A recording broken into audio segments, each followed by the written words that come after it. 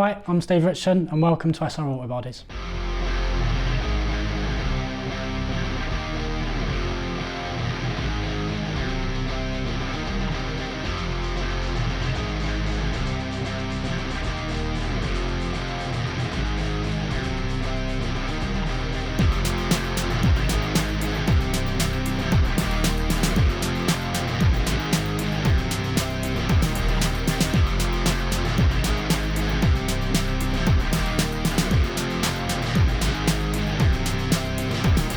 My old man was heavily into the Ford scene, so building custom cars, roll caging for high-end customers, that kind of thing. So from a nipper, growing up in a workshop like this.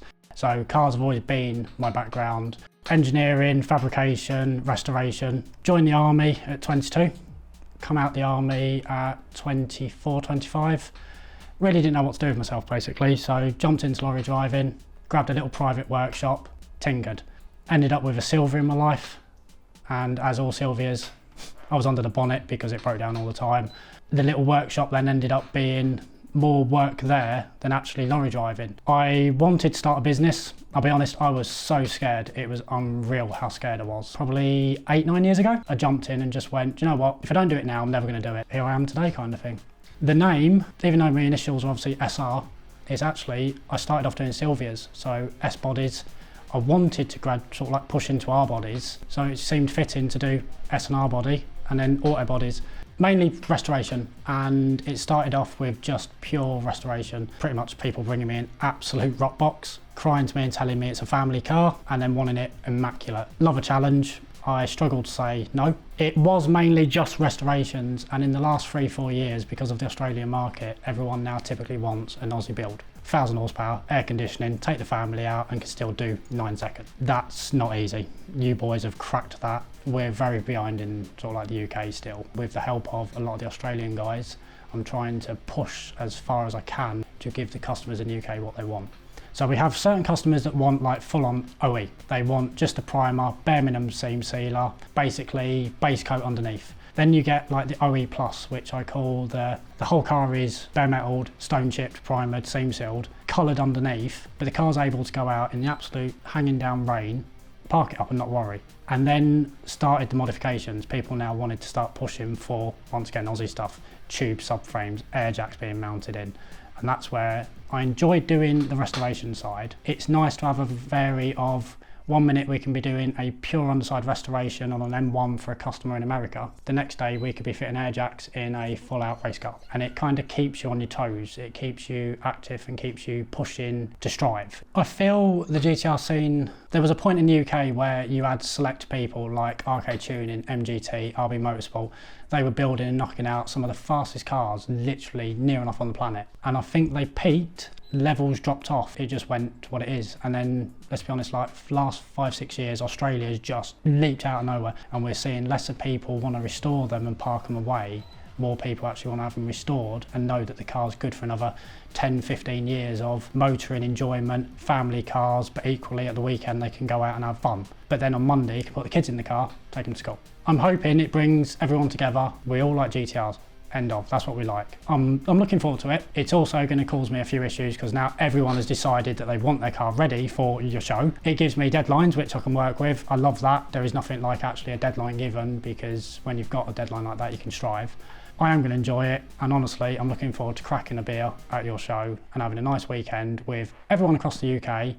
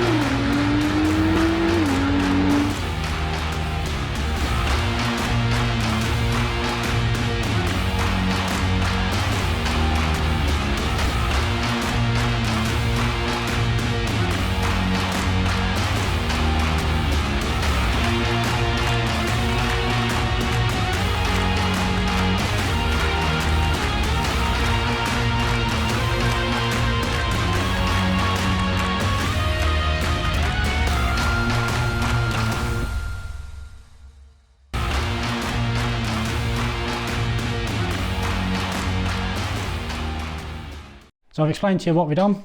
Now let's show you some of the cars in the shop and what we have around us.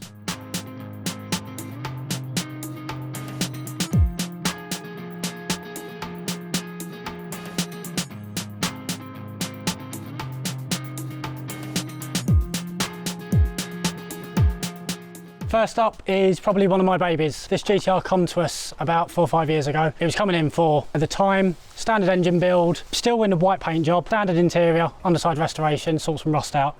We had it blasted, it come back, and it literally was like a sieve. I would probably say that near enough over 50% of the metalwork on this car isn't from this car. It's R34 front end, door pillars, rear pillars, inner arches, outer arches, boot floor, the lot. Then the owner, as they typically do, said, "While you've got my car, can we just?" And that became the famous saying of this shop. So it ended up being what we now call like a very gentleman's VIP GTR. As you can see with the interior, full tan, brown interior with a suede. She's a full, still true 2.6 V-cam twin turbo. We built it for him, we done it. We delivered it last year to a show. The Hoonigan gang was over and they presented it with best car of the show. We did think it was going to be a pure show car. He's proved us wrong. He's literally driving it all over Europe. He takes his kids to school in it. It can be hammering down with rain. He's out in it. It is wicked to see. Like even today, he drove over a couple 100 miles journey. He gets out, he's got the biggest grin on his face.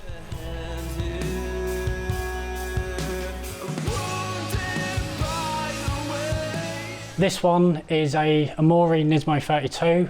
We're just in the process of putting it back together to send back to America. Come February, this car bulkhead forward had literally no front end. And we'd found out that while she was in America, she'd had a bit of a bad crash and the chassis legs were completely out. We had to phone our customer and it was a bit of a painful conversation to say your pride and joy is about 30 mil bent. We saved it, that's what it is. So tracked down donor cars, broke down every single panel, component by component, chassis jigged it, bulkhead, door pillars, every single panel forward, done, sent to the body shop, painted, brought back, and now we're in the fun stage of bolting all the shiny restored bits back up. The one with this car though is, it isn't just what can money buy new, it's every single item, that bolt original, that bracket original, even the throttle cable, recoating all the coatings on it. It's about saving as much as we can of the original build, not just lavishing what money can buy new. Proper GTR guy, moved out to Hong Kong, left this in the UK with his mum and dad to look after. So we had to go up to Manchester, pick it up. Full restoration, underneath, engine bay, back to M1 spec, but OE+. So making it so he can use it, but she's pure, so pure white underneath. Once again, restoring all the components, but trying to bring a little bit of the Group A theme in. So Group A parts from Remax. Bit of a, not so much a tribute, but more of a, he appreciates the Group A cars. She's just getting ready to go back now. We're just working out though if shipping it to Hong Kong or if she's staying in the UK with his mum and dad. He hasn't actually seen the car in 3 years. All he's had is loads of pictures from us every night of the restoration.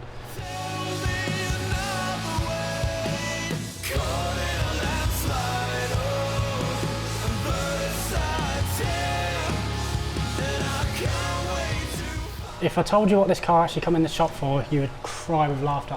This come in for one intercooler pipe. I said to Bob, I was like, no problem, I'll make you an intercooler pipe and I'll send it back to the engine builder, he can then carry on. It come in, it then escalated from there. Become very good friends with the customer and he's just gone, you know what, you're at a point now, bare shell the car, let's do a full restoration. It was meant to have one anyway, but many years down the line. He watches way too much Australian stuff, so we literally call this the Aussie build. I consult a lot of Aussie guys about this because I'm not gonna lie, this is way out my area of work. I'm a restoration guy, so before I recommend or do something, I want to talk to the people that do this daily. A lot of watching motive videos, stuff like that, with educational. Prime example like the dry sump tank, the swell pot, the feeds, what's what. Watching and learning from the Aussie guys with what works and what don't saves a lot of aggro and customers over here spending a lot of money they don't need to. He wants it not only just to be a very fast, refined GTR, he wants it to be very show related. So very smooth bay, full underneath, hide everything, delete everything, hide the wiper motors, leave the wiper motors, fuse box, not just delete it, PDM it, hide the fuse box, that kind of thing. It's become a massive evolution in the shop. It's built lots of friendships around the world. It's bringing people together and it's weird how one car has gained me probably 20, 30 friends. Yes, this has a deadline for the show as well as all the other ones, which I'll meet, I'll strive for it, I'll push for it. I have told him though that there is no more can we just. It is now a case of, this is what you're getting, not like compromising, but we're not adding any more silly things. For him, he's just said, as long as it's got a parachute out the back, he's happy. Marcus owns this car. He contacted us about a year and a half ago when we finished a Mel's Green 33. And he basically wanted to build a sister car. Come to me, we started off doing all the parts. He had the car stripped, sent to a body shop, painted.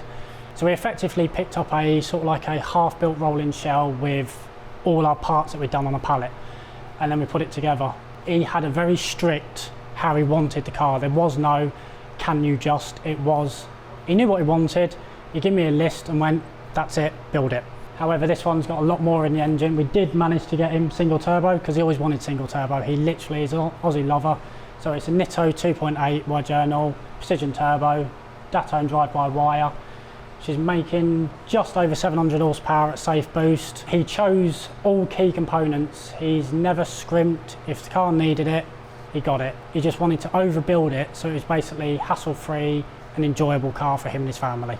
The engine is an arcade tuning engine, which that's one of the oldest names in the UK, so he built the engine. It's taken a good beating and he's proven well. Everything's all happy up there. Drivetrain is over-spec'd it, so basically it's going to be reliable. But we've also brought a lot of modernisation into it, so we're now on electric power steering, cruise control, all stuff like that. It's more of a modern turn-of-the-key GTR that's still got air conditioning, still got a wicked sound system, is comfortable, but can still go fast.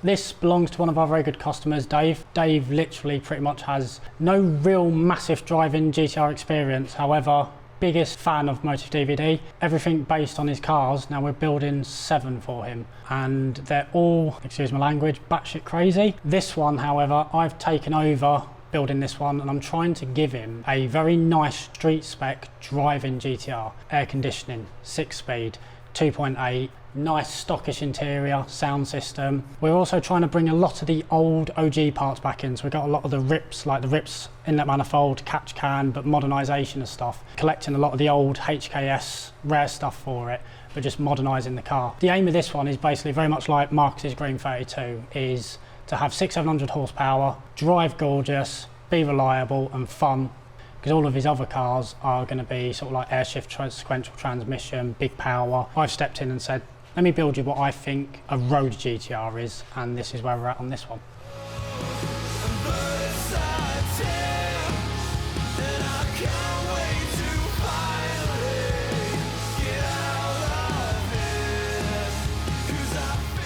This is one of Dave's cars, so the 33 I was just talking about then, this is actually the first car he put into me. We went up to pick it up and it was meant to be a mild restoration. And yeah, snowballed massively, and all because of your DVDs. Like, he is the biggest fan ever. Just playing the ultimate midlife crisis Gran Turismo game, selecting what parts he wants, stuff like that.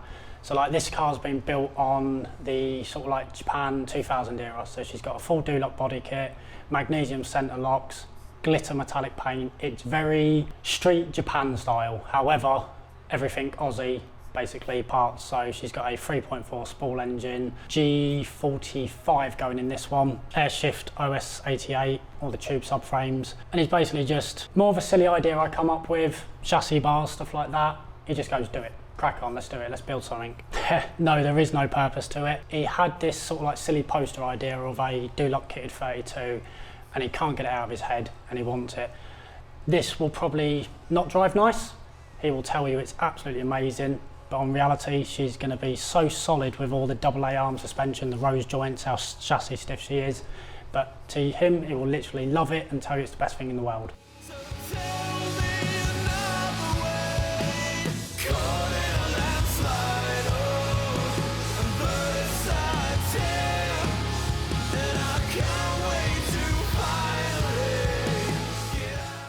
This belongs to Mark Riccioni, or Mark C Media.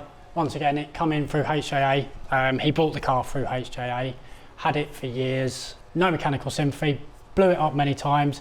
This thing spent more time on tow trucks than actually driving, but can tell you all the track days he's done in it and he will have the biggest grin on his face. But he's got to a point now where he's gone, I've got it out of my system, I've broken off stuff, can you now build a nice, refined, fast road car, full bare shell restoration. I want to know that she's good to go for another 15, 20 odd years. So we took a lot of the original components, restored them, bare metal paint job. So she literally went bare shell. She then went off for a full bare metal paint job.